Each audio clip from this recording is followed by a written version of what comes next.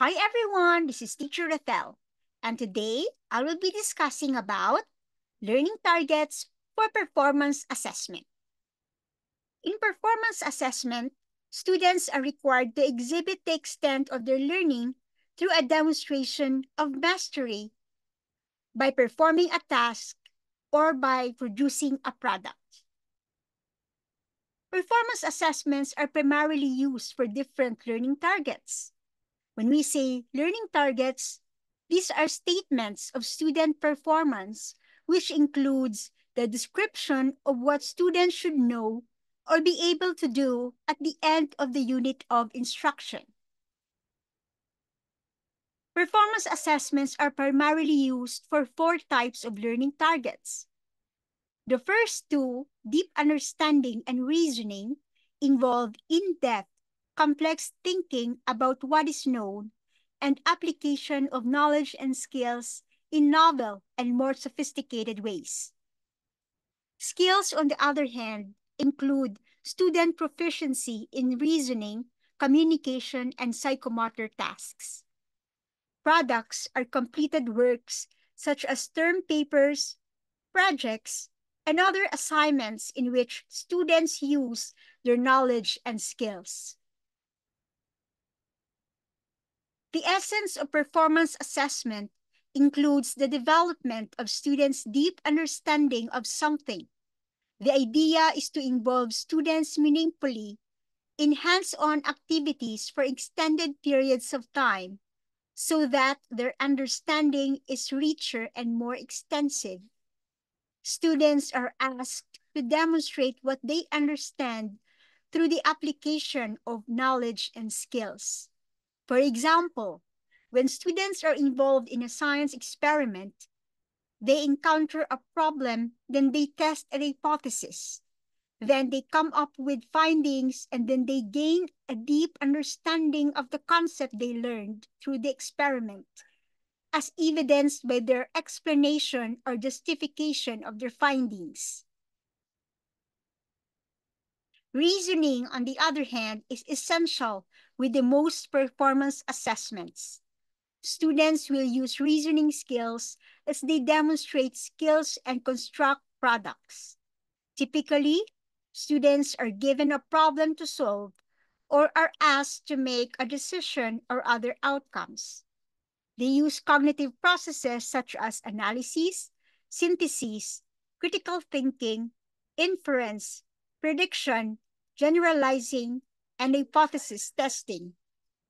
Given the same example on a science experiment, the students can exhibit their reasoning in many processes such as in hypothesis testing and in explaining their findings. For skills, students are also required to demonstrate communication, presentation, and/or psychomotor skills. These targets are ideally suited to performance assessment. Communication and presentation skills are one.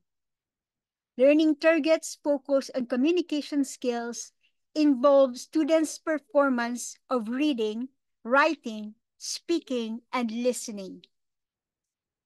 For reading, targets can be divided into process and product. When we say process, this pertains to what students do before, during, and after reading.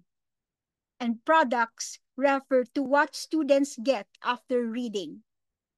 Reading targets for elementary students progress from targets such as phonemic awareness skills like decoding, phonological awareness, and blending, to skills needed for comprehension and understanding such as discrimination, contextual clues, inference, blending, sequencing, and identifying main ideas. For older students, reading targets focus on comprehension products and strategies and on reading efficiency, including stating the main ideas, identifying the setting, characters, and events in stories, drawing inferences from context, and reading speed. All reading targets should include the ability to perform a specific skill for novel reading materials. A variety of formats should also be represented. For writing, targets are also related to students' grade level. The emphasis for young students is on their ability to construct letters and copy words and simple sentences legibly. For writing complete essays or papers, elaborate delineations of skills should be developed, meaning you have to specify important dimensions of writing, such as the correct word usage, spelling, grammar, and sentence construction. Moreover, writing targets, like those in reading, should include the ability to perform the skill in a variety of situations or contexts.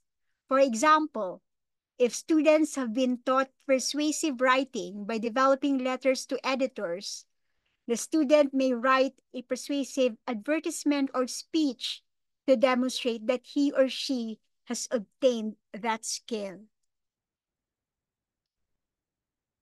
Oral communication skill targets can be generalized to many situations or focus on a specific type of presentation, such as giving a speech, singing a song, speaking a foreign language, or competing in a debate.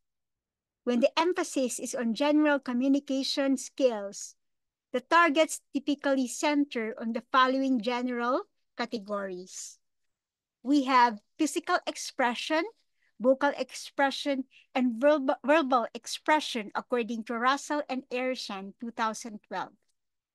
Physical expression cover eye contact, posture, facial expressions, gestures, and body movement. Vocal expression, on the other hand, covers articulation, clarity, vocal variation, loudness, pace, and rate. When we say articulation, it means how clearly a speaker or a person pronounces words. Clarity, on the other hand, means the words you speak are easy to understand.